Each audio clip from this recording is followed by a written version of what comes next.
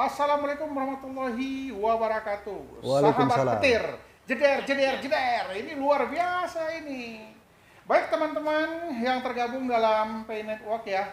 Hari ini adalah hari yang kita nanti-nantikan. Hari ini adalah hari yang kita tunggu-tunggu. Kenapa? Kita ingin informasi yang benar-benar dapat menenangkan kita, dapat membahagiakan kita, dan dapat meyakinkan kita. Kita akan tanya dengan senior-senior saya ya.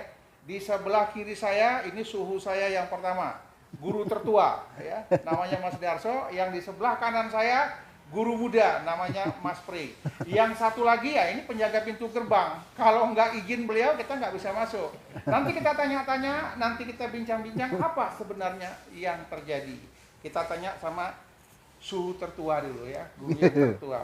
Mas Darso, selamat sore. Sore, ya. Gimana kesehatan hari ini? Alhamdulillah sehat. Kesibukan ngajar segala macam?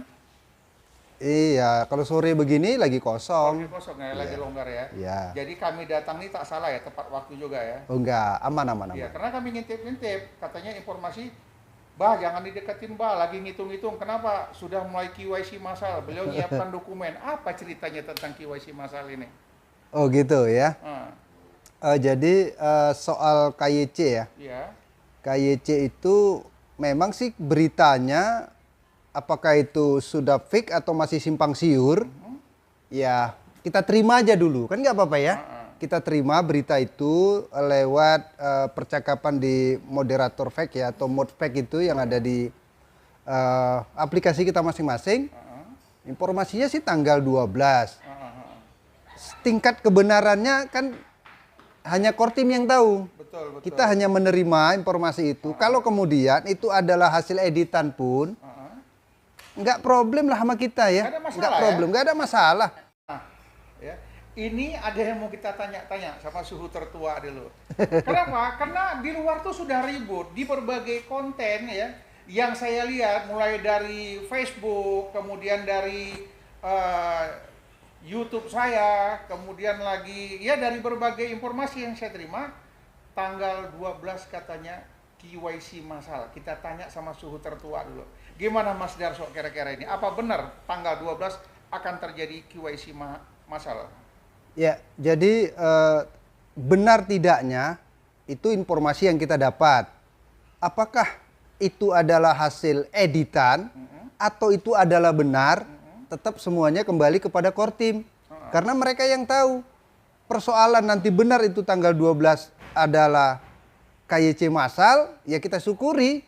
Artinya kalau memang kita sih maunya sih kalau bisa besok KYC kan gitu. Besok ya langsung ya? Iya. Tapi apa memang pernah dengar katanya tanggal 12? Ada nggak dengar cerita itu? Nah, jadi memang beredar. Ya. Beredar salah satu semacam screenshot ya. Screenshot itu beredar di ya media-media sosial seperti WhatsApp. Kemudian ada juga yang jadikan caption di Facebook.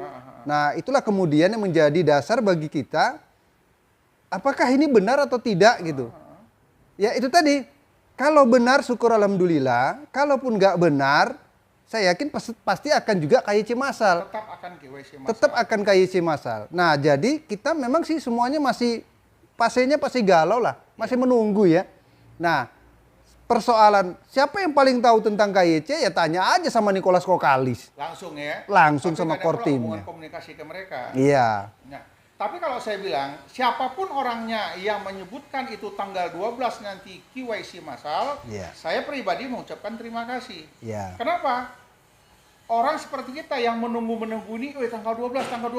Kita akan memperhatikan kita punya konten terus. Kita akan memperhatikan aplikasi kita. Bener nggak tanggal 12? Jadi kita menunggu.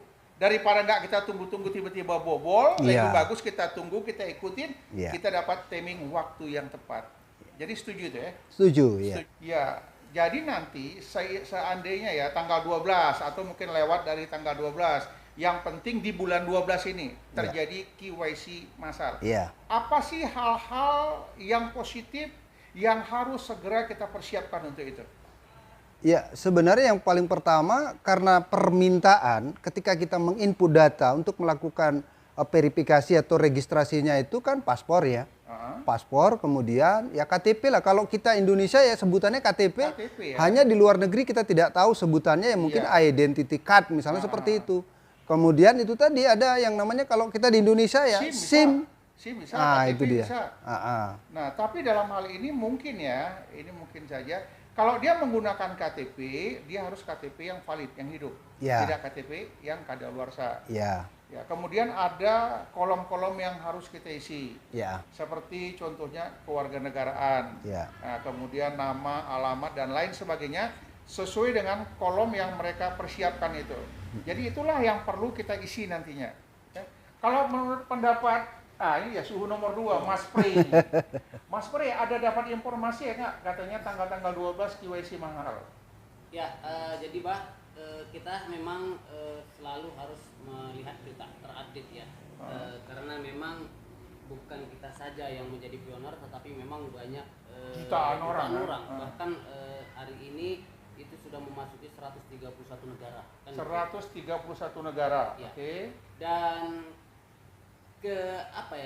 ketidaknyamanan itu memang pasti ada di pionir, bahkan bukan di Indonesia saja. Dan mereka yang tergabung dalam grup-grup internasional Pioneer Box itu juga mengeluhkan ya kan bagaimana QIC ini kenapa tidak hadir.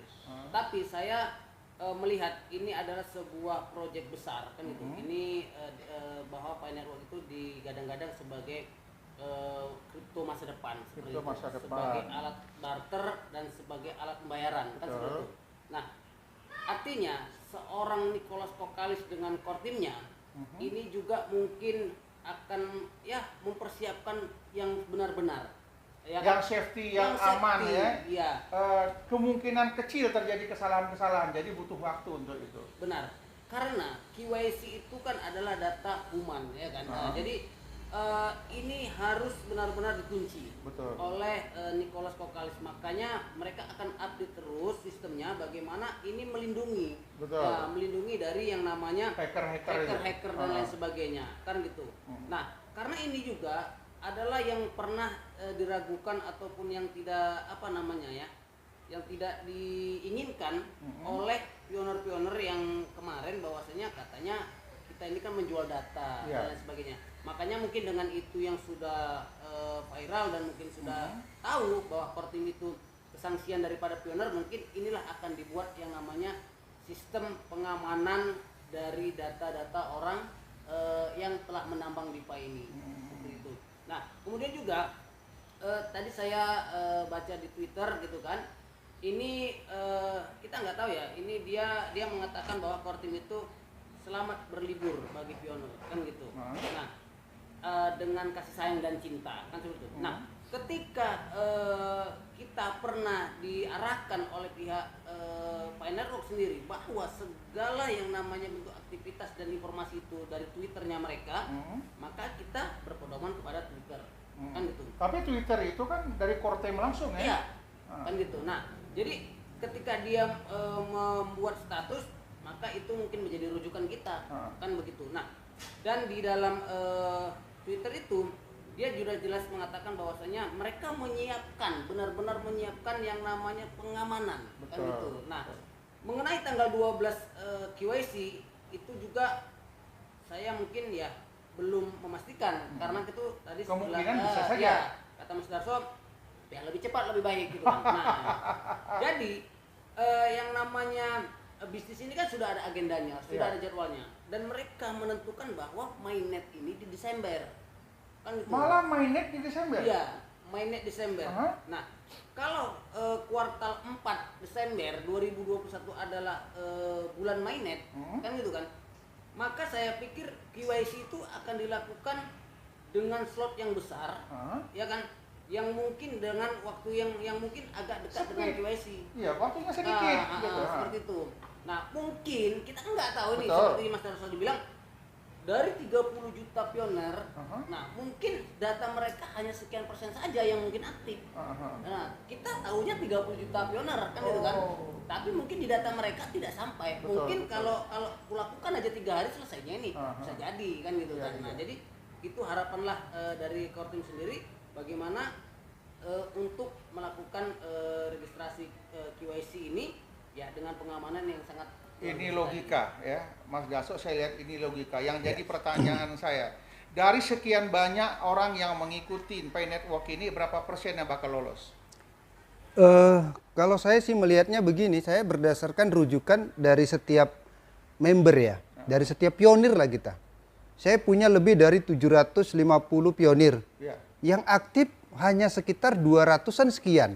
200-an sekian, iya, kan hanya 500 tidak aktif. 500 tidak aktif. Kita tidak tahu ya, kenapa mereka tidak aktif. Apakah mereka sudah membuang aplikasinya, atau memang mereka sudah tak peduli lagi, Vakum.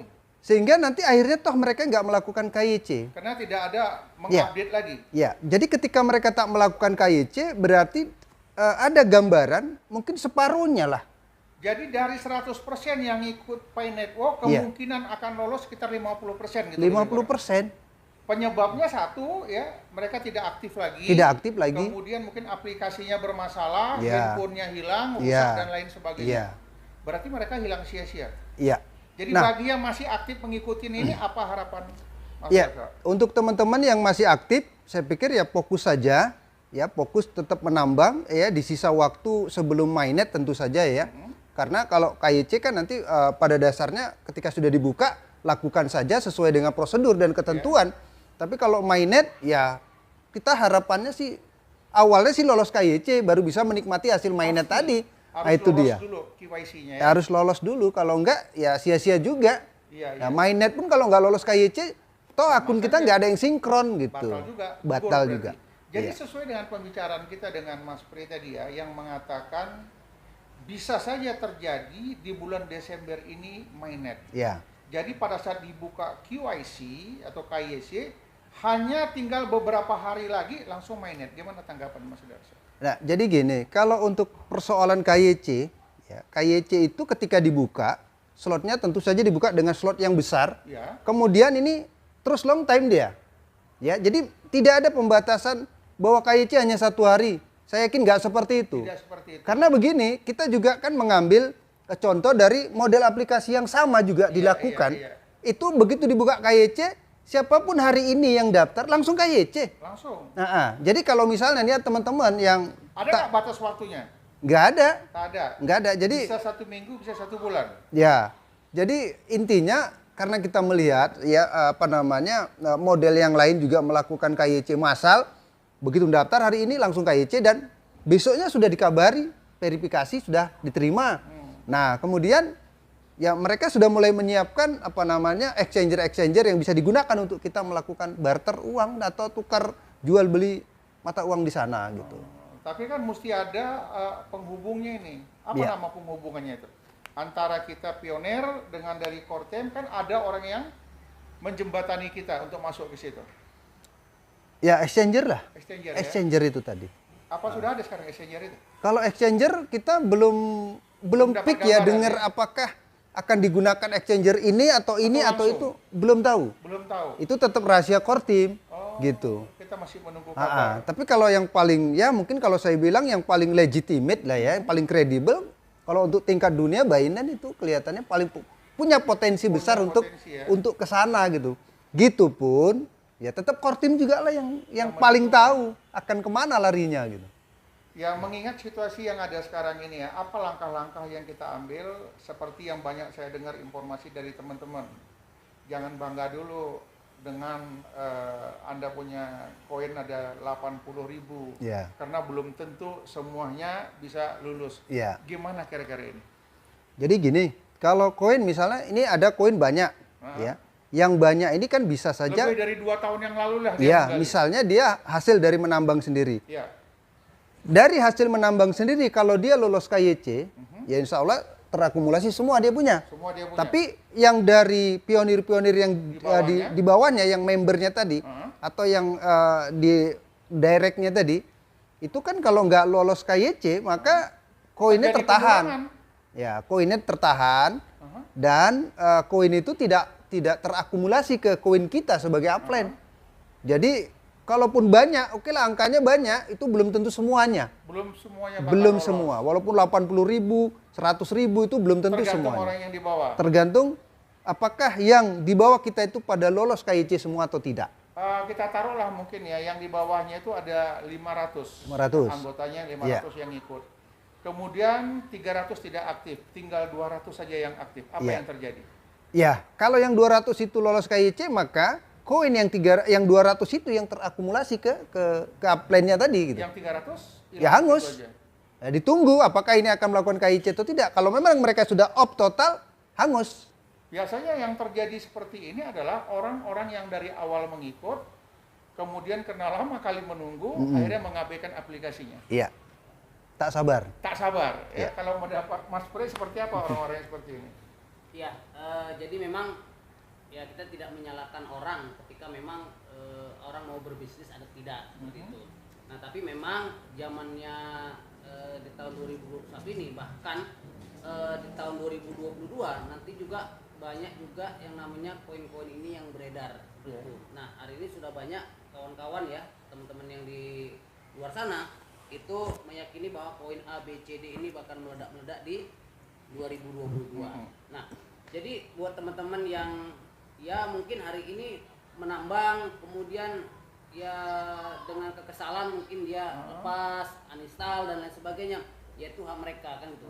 Nah, tetapi ini akan terulang kembali ketika Bitcoin itu muncul kan gitu. Mereka akan menyesal ketika memang ini benar-benar terjadi, bahwa nilai P itu bisa ditukarkan ataupun bisa bernilai uang. Pada saat dia mulai bernilai dan berharga, orang baru bilang alamak. Benar, katanya. seperti itu. Nah, jadi itu memang sudah hak mereka. Ya mungkin penyesalan itu pasti datangnya belakangan, Bang. Iya.